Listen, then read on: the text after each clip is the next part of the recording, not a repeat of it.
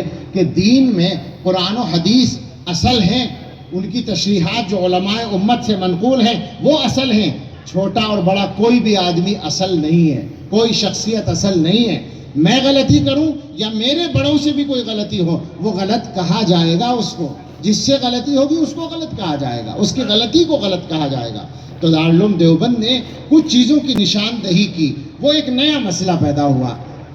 ان کو مانا نہیں گیا، مسئلہ باقی رہ گیا، اور دارالعلوم دیوبند کا فتویٰ معلوم ہے آپ کو آج تک باقی ہے۔ یہ غلط فہمی پھیلانے کی بات مناسب نہیں ہے کہ فتوے کا انکار کر دیا جائے، جو صحیح بات ہے اس کو صحیح کہا جائے گا، جو غلط بات ہے اس کو غلط کہا جائے گا۔ دارالعلوم دیوبند کے اندر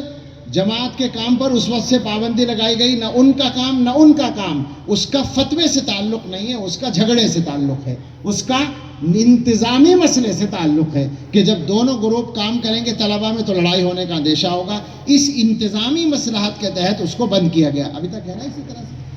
اسی طرح سے باقی ہے۔ اور حضرت محتمیم صاحب نے جب اعلان کیا تھا بند کرنے کا، اسی وقت یہ کہا تھا کہ سوال یہ ہے کہ یہ کب تک بند رہے گا، جواب یہ ہے مصالحت ہونے تک بند رہے گا، کل کو مصالحت کر لیں کل کو ختم ہو جائے گا ہمارا فیصلہ۔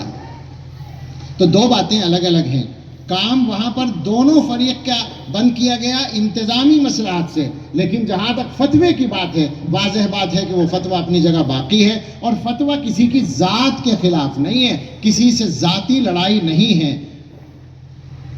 مسئلہ ہے اللہ کے دین کو صحیح شکل میں باقی رکھنے کا، علماء دیوبند کی فکر کو صحیح شکل میں باقی رکھنے کا۔ ہم اور آپ پابند ہیں اس بات کے کہ اللہ کے دین کی تشریح جو ہم تک پہنچی ہے صحیح تشریح اس کو باقی رکھیں، اور آپ غور کریں کہ سارے اکابر سے الگ ہو کر، سارے اکابر امت کے طریقے سے الگ ہو کر کوئی آدمی صحیح رہ جائے، یہ ہو نہیں سکتا۔ آپ اس کو صفائی کے ساتھ سن لیں۔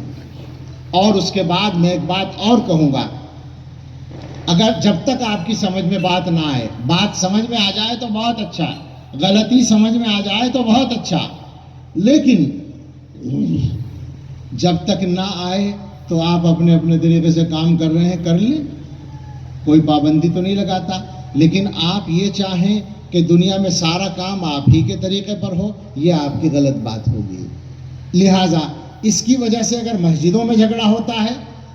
آپ اگر فلاں اور فلاں سے تعلق رکھنے والی جماعت کو مسجد میں آنے پر لڑائی کرتے ہیں، اس کا مطلب یہ ہے کہ آپ کا جو اصل مقصد تھا وہ آپ کو یاد نہیں رہا،